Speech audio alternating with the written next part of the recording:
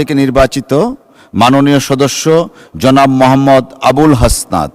জনাব মোহাম্মদ আবুল হাসনাত, আপনার সময় 12 মিনিট। ধন্যবাদ আপনাকে। ধন্যবাদ মাননীয় স্পিকার। মাননীয় স্পিকার, এই বাজেট সেশনে এই বাজেটকে বিভিন্ন পক্ষ থেকে বিভিন্ন বিশেষণে বিশেষায়িত করা হচ্ছে। কোনো পক্ষ বলছে এটি ওভার অ্যাম্বিশিয়াস, কেউ বলছে এটা বাস্তবায়ন অযোগ্য, কেউ বলছে সাহসী। এই বিশেষণের ঊর্ধ্বে উঠে আমরা আমাদের জায়গা থেকে কিছু প্রশ্ন করতে চাই। আমরা এটা জানি যে এই বাজেটটি যখন করা হয়েছে একটি বিশেষ পরিস্থিতিতে, সংকটকালীন সময়ে এই বাজেটটি করা হয়েছে। এই সব দিক বিবেচনায় অর্থমন্ত্রীকে কিছু প্রশ্ন করতে চাই বাজেটের কিছু অসঙ্গতি নিয়ে, এবং জনগণ সেটা সিদ্ধান্ত নেবে যে এই বাজেটটিকে আসলে জনগণের জন্য নিষ্পেষণের হাতিয়ার হিসেবে বিবেচিত হবে নাকি উন্নয়নের অগ্রগতির একটি সোপান হিসেবে বিবেচিত হবে। প্রথম যে অসঙ্গতিটি সেটি হচ্ছে রাজস্ব নিয়ে। মাননীয় স্পিকার, আমরা যদি বাংলাদেশের গত বছরের রাজস্বটি দেখি, লক্ষ্যমাত্রা ছিল 5,03,000 কোটি টাকা। সেই জায়গায় 11 মাসে অর্জিত হয়েছে 4,60,000 কোটি টাকার মতো। হাতে আছে আর 1 মাস, ধরে নিচ্ছে 48,000 কোটি টাকা সেখান থেকে আমাদের লক্ষ্যমাত্রা অর্জিত হবে। তার মানে আমাদের অর্জিত হচ্ছে 4 লক্ষ কোটি টাকা, 3,60,000 কোটি টাকা প্লাস 40,000 কোটি টাকা, অর্থাৎ হচ্ছে 4 লক্ষ কোটি টাকা।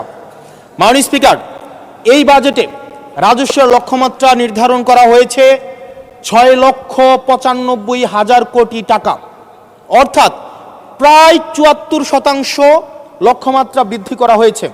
পৃথিবীর সব দেশে তাবৎ অর্থনৈতিক ব্যবস্থায় বাজেটের যে রাজস্বের যে প্রবৃদ্ধি থাকে সেটি 10 থেকে 12%, একটা আইডিয়াল একটা ফিগার। সেই জায়গা থেকে মাননীয় অর্থমন্ত্রীর কাছে আমার প্রশ্ন, সারা দেশে বা বিগত রাজস্ব কালেকশনের যদি আমরা হিস্ট্রিটা দেখি, 10 থেকে 12%-এর জায়গায় সরকারের কাছে এমন কি মেকানিজম রয়েছে যেই মেকানিজমের মধ্য দিয়ে প্রায় আমরা 75% আমরা রাজস্ব নতুন করে আমরা সংগ্রহ করতে পারবো। মাননীয় স্পিকার, সেই জায়গা থেকে আমরা বলছি যে এই যে রাজস্বের যে মাত্রাটি নির্ধারণ করা হয়েছে এবং এনবিআর এর যে সক্ষমতা রয়েছে সেটি বিবেচনায় এই বাজেটটির লক্ষ্যমাত্রা রাজস্বের ক্ষেত্রে কতটা অর্জিত হবে সেটি আসলে আমরা সন্দেহ প্রকাশ করছি। দ্বিতীয়ত, কিছুক্ষণ আগে একজন বলে গেলেন, একজন মাননীয় সংসদ সদস্য, যে আমাদের দেশের ইনভেস্টমেন্ট ফ্রেন্ডলি একটা এনভায়রনমেন্ট ক্রিয়েট করা হয়েছে। মাননীয় স্পিকার, 100 টাকার যদি আমি বাংলাদেশে ব্যবসা করি, আমাকে কর্পোরেট ট্যাক্স দিতে হয় 27.5%, অর্থাৎ আমি সেখানে 100 টাকার মধ্যে আমার পকেটে থাকে আর 72.50 টাকা, 72.5 টাকা। এই 72.5 টাকার মধ্যে আমার ডিভিডেন্ড ট্যাক্স 4.5 সহ আমাকে দিতে হয় মাননীয় স্পিকার 40%, অর্থাৎ আমার পকেটে তখন থাকে 43.5 টাকা। এই 43.5 টাকা আমি 100 টাকা ইনকাম করি, আমার সর্বসাকুল্যে আমার ট্যাক্স চলে যায় 56.5%। আমরা যদি মালদ্বীপের দিকে তাকাই, আমরা যদি সিঙ্গাপুরের দিকে তাকাই, মালয়েশিয়ার দিকে তাকাই, সেখানে এই কর্পোরেট ট্যাক্স হচ্ছে 0%।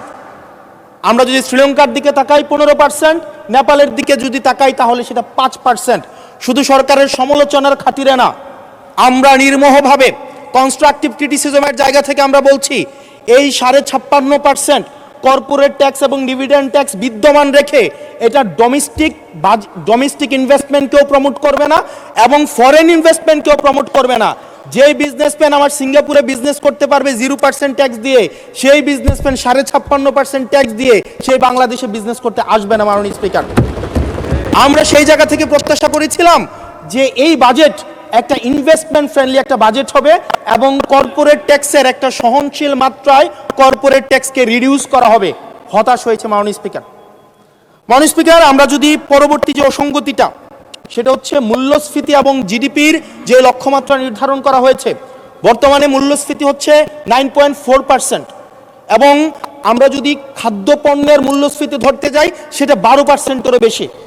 এখন এই বাজেটে নির্ধারণ করা হয়েছে মূল্যস্ফীতি সেটা আমাদের 7.5%-ই রিডিউস করা হবে। পৃথিবীর সব দেশে, সব বাজেটে, সব অর্থনৈতিক ব্যবস্থায় মূল্যস্ফীতিকে নিয়ন্ত্রণ করার স্বীকৃত মাধ্যম হচ্ছে দুইটা। একটা হচ্ছে উচ্চ হারে সুদ নির্ধারণ করা অথবা গভর্নমেন্ট এক্সপেন্ডিচার কমিয়ে নিয়ে আসা। আমাদের একটা অর্থ বছরে 1,40,000 কোটি টাকার একটা নির্ভরশীল অর্থনীতি বিদ্যমান রেখে আমরা কিভাবে মূল্যস্ফীতিকে আমরা 7.5%-এ নিয়ে আসব, এই যে স্ববিরোধী যে অবস্থানটা, এই জায়গাটা আমাদের কাছে আসলে মাননীয় স্পিকার স্পষ্ট না। আপনি একই সাথে বলছেন আপনি মাছ মুচমুচে করে ভাজবেন, আবার একই সাথে বলছেন আপনি তেলটা কম দিবেন। এই যে স্ববিরোধী অবস্থানটা, এটা আমাদের সাধারণ মানুষের কাছে এটা স্পষ্ট হতে হবে। মাননীয় স্পিকার, আমরা এই সংসদে দেখেছি মাননীয় প্রধানমন্ত্রী নিত্য প্রয়োজনীয় দ্রব্যের দাম নিয়ন্ত্রণের যেই সুপারিশটি করেছেন এবং যে বিষয়ে বলেছেন, এটির জন্য জনগণ বাহবা দিয়েছেন। আবার গত পরশুদিন মাননীয় অর্থমন্ত্রীকে আমরা দেখলাম আমাদের খুবই নিত্য প্রয়োজনীয় আমাদের কাপড়, রড, সিমেন্ট, তারপর হচ্ছে নিত্য প্রয়োজনীয় 16টি দ্রব্যের মধ্যে উনি ট্যাক্স বসানোর কথা বলেছেন। এখন মাননীয় স্পিকার, প্রশ্নটি হচ্ছে এই নিত্য প্রয়োজনীয় দ্রব্যটিতে যখন ট্যাক্স বসাবে, দিন শেষে বিক্রেতা কিন্তু এই ট্যাক্সের বোঝাটি আমাদের তৃণমূলের যে ক্রেতারা থাকবেন এই ক্রেতাদের থেকে কিন্তু এই ট্যাক্সটি মাননীয় স্পিকার যাবে। সুতরাং যখন বলা হয়েছে নিত্য প্রয়োজনীয় দ্রব্যের দাম কমানো হবে, আবার বলা হচ্ছে ট্যাক্স বাড়ানো হবে, এটিও কিন্তু মাননীয় স্পিকার একটি সাংঘর্ষিক অবস্থায় রয়েছে। সুতরাং যদিও বলা হয়েছে নিত্য প্রয়োজনীয় দ্রব্যের দাম কমাবে, সেই জায়গায় নিত্য প্রয়োজনীয় দ্রব্যের দাম দিন শেষে কমবে না, কারণ এই ট্যাক্সের বোঝাটি দিন শেষে আমার আপনার মতো সাধারণ মানুষের উপরে চেপে বসবে। দিন শেষে এই জায়গাটি হচ্ছে মাননীয় স্পিকার প্রশ্নবিদ্ধ। মাননীয় স্পিকার, আমরা সরকার দল থেকে একটি কমিটমেন্ট পেয়েছিলাম নির্বাচনের আগে, সেটি হচ্ছে আগামী 5 বছরে এই 4 মাস সহ 1 কোটির উপরে কর্মসংস্থান নিশ্চিত করা হবে। 1 কোটি কর্মসংস্থান। এখন প্রত্যেক মাসে আপনার 1.5 লক্ষ কর্মসংস্থানেরও বেশি। তার মানে এই 4 মাসে সেই হিসাবে কর্মসংস্থান বৃদ্ধি পাওয়ার কথা 6 লাখ এই 4 মাসে। আপনাদের কাছে প্রশ্ন, মাননীয় অর্থমন্ত্রী, এই 4 মাসে কয়টি কর্মসংস্থান নিশ্চিত হয়েছে? আদৌ কি 6 লাখ কর্মসংস্থান নিশ্চিত হয়েছে? যদি হয়ে থাকে সেই কর্মসংস্থানগুলো কোথায়? সেই চাকরিগুলো কোথায়? যারা শিক্ষিত হয়ে সার্টিফিকেট হাতে নিয়ে চাকরির জন্য দুয়ারে দুয়ারে যাচ্ছে, ক্ষুদ্র ঋণের জন্য দুয়ারে দুয়ারে যাচ্ছে, আসলেই কি আমরা এই 6 লাখ কর্মসংস্থান আমরা সৃষ্টি করতে পেরেছি কিনা, নাকি নির্বাচনের আগে সেটি শুধুমাত্র প্রতিশ্রুতির মধ্যেই সীমাবদ্ধ থাকবে? এই বিষয়টি আমাদের স্পষ্ট হতে হবে। মাননীয় স্পিকার, আমরা প্রাচীন একটি ভারতের একটা প্রবাদ আছে, এই যে আমাদের একটি সান্ধ্যকালীন সংসদ চলছে, আমাদের মধ্যে একটি আলস্য ঝেঁকে বসেছে, আমরা একটু এখন বিশ্রামের একটা আগ্রহ সৃষ্টি হচ্ছে। এরকম একটা বিশ্রামের সময়ে এক ভারতের প্রাচীন ভারতের একটা প্রবাদ আছে, সেই প্রবাদে একজন বলেছিলেন যে ঋণং কৃতা ঘৃতং পিবেত যাবৎ জীবন সুখেন কিবত। অর্থাৎ ঋণ করে প্রয়োজনে ঘি খাও, তাইলেও সুখে থাকো। ঋণ করো, ঘি খাও, পরের ধনে পুদ্দারি করো, ঋণ করে ঘি খেয়ে জমিদারি করো, তাও ঋণ করো। আমার কাছে মনে হচ্ছে মাননীয় স্পিকার, এই প্রবাদটিকে সরকারি দলের কিছু সদস্য খুব সিরিয়াসলি নিয়েছেন, নিয়ে ওনারা ঋণ করো, ঘি খাও, তাও সুখে থাকো, এটাকে ওনারা এভাবে নিয়েছেন, ঋণ করো, ঋণ খেলাপি হও, তাও নির্বাচন অংশগ্রহণ করো। মাননীয় স্পিকার, আমরা দেখলাম এই সংসদে আমরা মাননীয় অর্থমন্ত্রীর কাছ থেকে আমরা কোনো স্পষ্ট কোনো কর্মসূচি আমরা পাই নাই। কিভাবে ব্যাংকগুলোকে যেভাবে দলীয়করণ করা হয়েছে, ব্যাংকগুলোকে দীর্ঘ 17 বছর ধরে ব্যাংকের টাকা ঋণের নামে যেভাবে বিদেশে পাচার করা হয়েছে, সেই পাচারকৃত টাকাকে কিভাবে উদ্ধার করা হবে, সেটা কিন্তু সুস্পষ্ট আমরা কোনো পলিসি পাই না। মাননীয় স্পিকার, আমরা গভর্নর সাহেবকে মাঝে মাঝে আমরা একটু আক্ষেপ প্রকাশ করতে দেখি, 4,80,000 কোটি টাকা বিদেশে পাচার হয়েছে, সেটাকে কিভাবে আনা যাবে সেটা নিয়ে আক্ষেপ প্রকাশ পর্যন্ত আমরা দেখি।